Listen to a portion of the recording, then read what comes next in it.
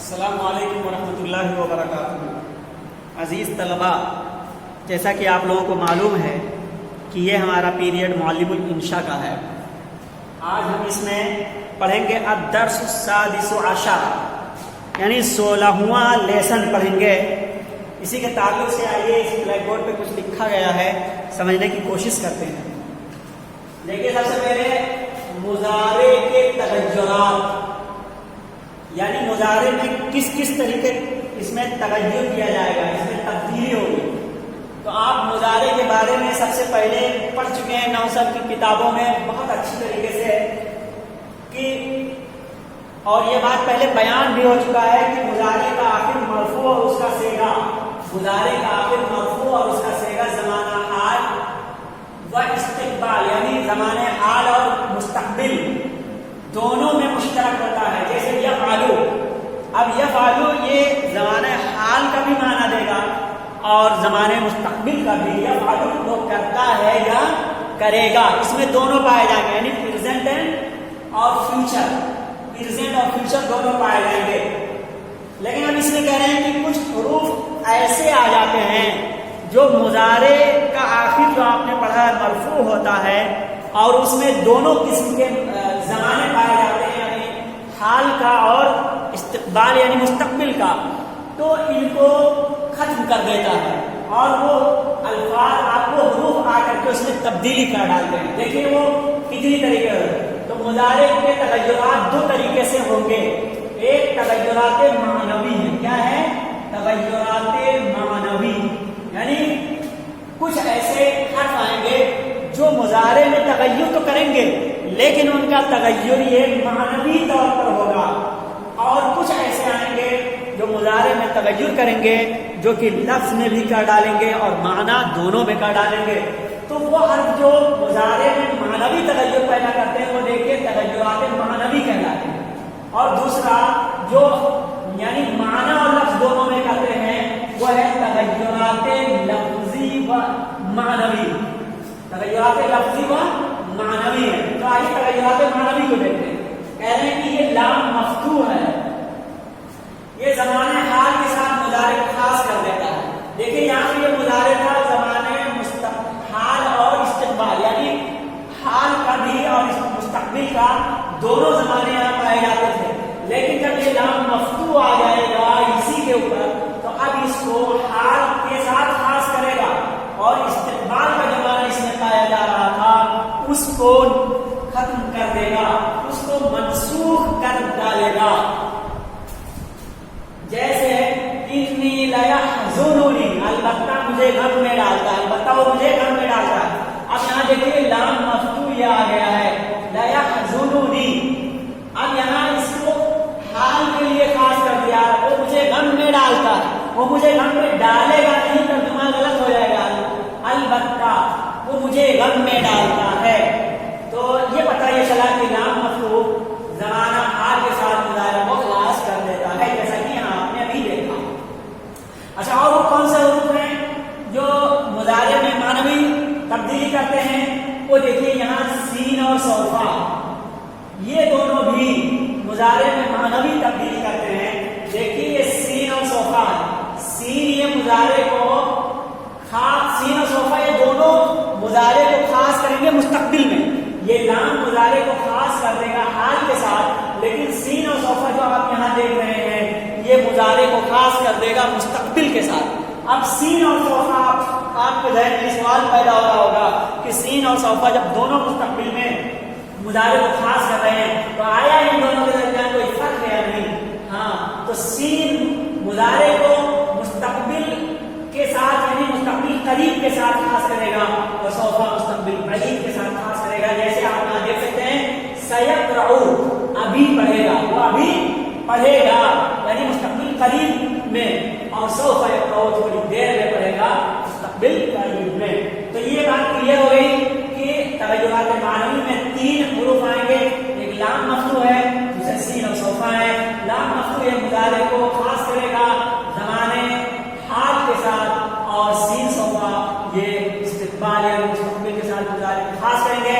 ہاں یہ بات الگ ہے کہ سین اس کو مستقبل بعید قریب کے لیے خاص کرے گا اور صوفہ احساس کرے گا۔ اتنا جان لینے کے بعد اب آئیے ہم جاننے کی کوشش کرتے ہیں تغیرات لفظی و معنوی، یعنی مضارع میں جو تغیرات لفظی و معنوی ہوتے ہیں ان کو دیکھنا ہے، وہ کتنے قسم کے حروف ہیں جو اس تغیرات کا باعث بنتے ہیں۔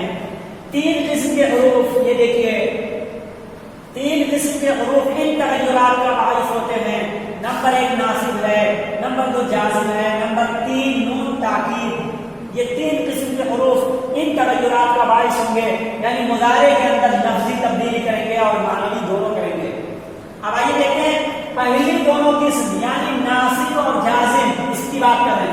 پہلی دونوں قسموں کے حرف مضارع کے آخر میں تنہا تغیر پیدا کرتے ہیں، یعنی اس میں ناصب بولیں تو آپ ان لن کئی ادن، ناصب اگر کہا جائے تو یہ حروف ہے ان ہے، لن ہے، کہ ہے، ادن، اور جازم بولا جائے تو لم ہے، لام امر ہے، لائن ہے، ان لما، یہ 5 حروف ہوں گے۔ تو انہیں حروفوں کی بات کر رہے ہیں کہ یہ یعنی پہلی دونوں قسم کے حروف مضارع کے آخر میں تنہا تغیر پیدا کرتے ہیں۔ اور پھر نون تاکید دیکھیے، نون تاکید یہ تنہا تغیر نہیں کر پاتا بلکہ دوسرے حرف سے مل کر کے کرتا ہے۔ آئیے ناصب کی مثال دیکھتے ہیں، لن یفعل۔ اب یہاں دیکھیے یفعل، لام کا یہ آخر کیا ہے، مرفوع تھا، لیکن یہ مضارع کا آخر مرفوع تھا لیکن اس کو منصوب کر دیا، لن یفعل۔ ایک تو یہ لفظی تبدیلی کی کہ اس کو منصوب کر دیا ہے، یعنی اس پر زبر لگا دیا ہے، اور معنوی تبدیلی کیا ہے، وہ کبھی نہیں کرے گا۔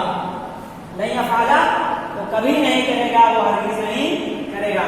جازم کی مثال جیسے لم یفعل، یہاں دیکھیں مضارع کے آخر کو اس نے منصوب کر دیا، جزم دے دیا، اس نے نہیں کیا۔